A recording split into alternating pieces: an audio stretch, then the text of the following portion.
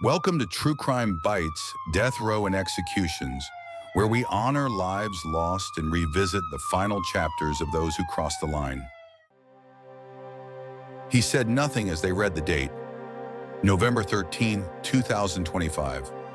And somewhere beyond the concrete and barbed wire, the quiet machinery of law and routine prepared to do what the calendar demanded. For Tremane Wood, that day marks the end of more than 2 decades of appeals, hope, and controversy. This is the story of a killing that shattered a family, divided a community, and has kept 2 brothers on opposite sides of the same haunting crime. In the early morning hours of January 1st, 2002, 19-year-old Ronnie Wipf was found dying from a stab wound to the chest in an Oklahoma City motel. He had been working away from home, chasing opportunity in a part of the country far from where he was born, a small Hutterite colony near Chester, Montana. Ronnie was known for his calm and gentle nature. The oldest of 2 children, he grew up in a close-knit farming community where faith, work, and family came first.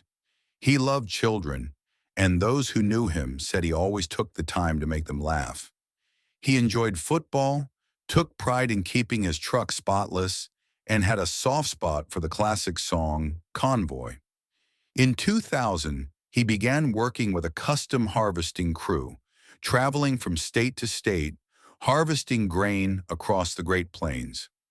That winter, he returned home briefly to see his family for Christmas before heading back south to Oklahoma with a friend and co-worker, Arnold Kleinsasser.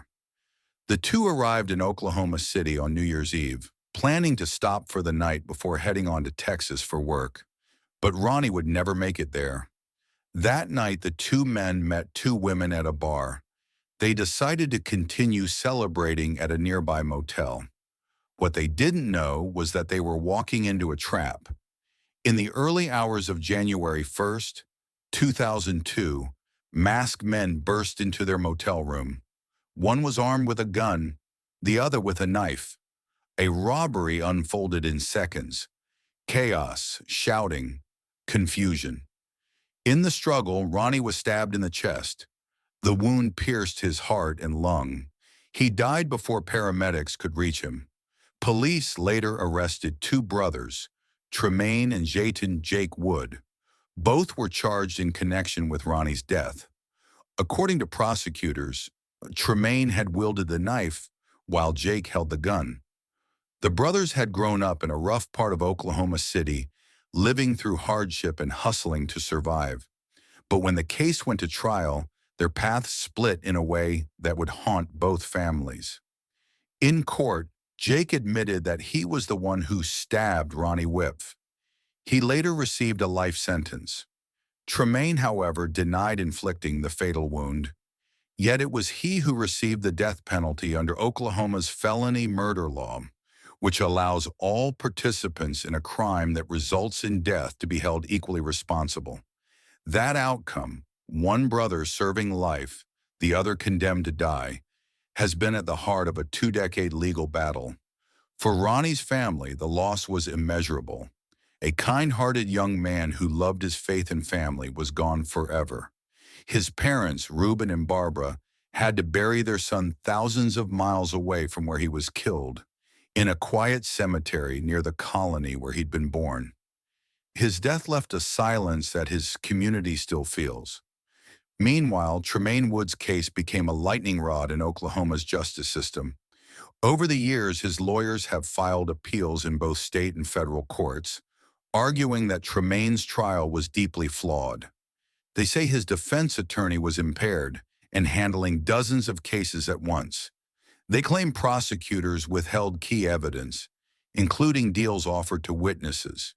They argue that Tremane's jury, almost entirely white, was swayed by bias and incomplete information.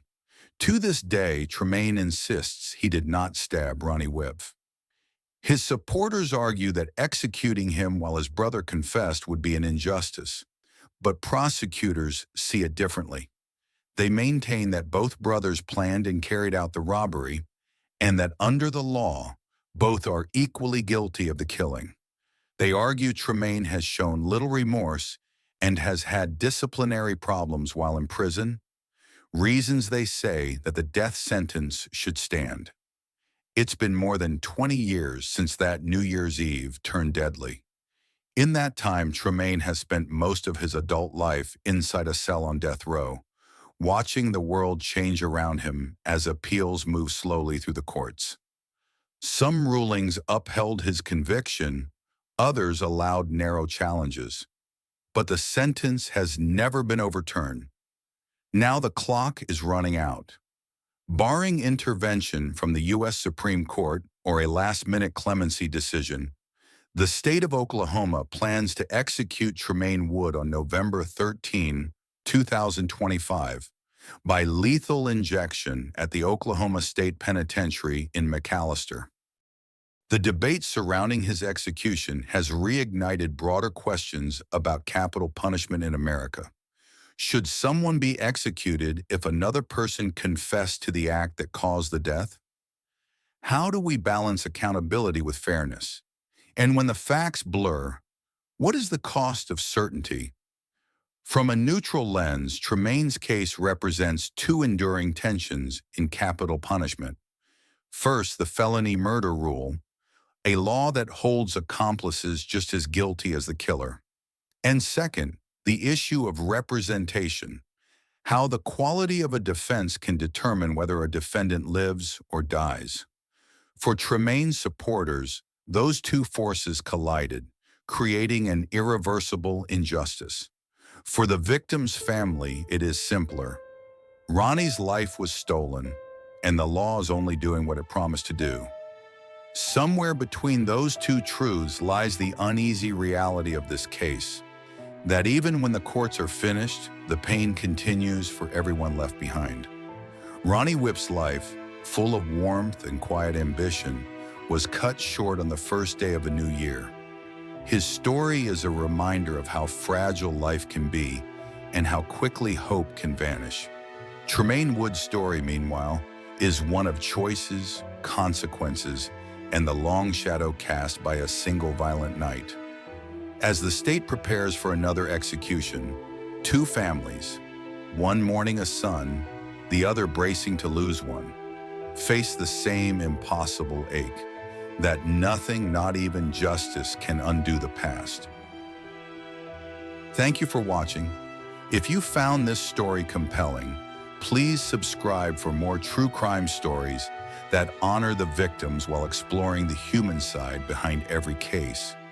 And if you believe stories like this matter, share this video, leave a comment, and help keep their memories alive. As always, stay curious and stay safe.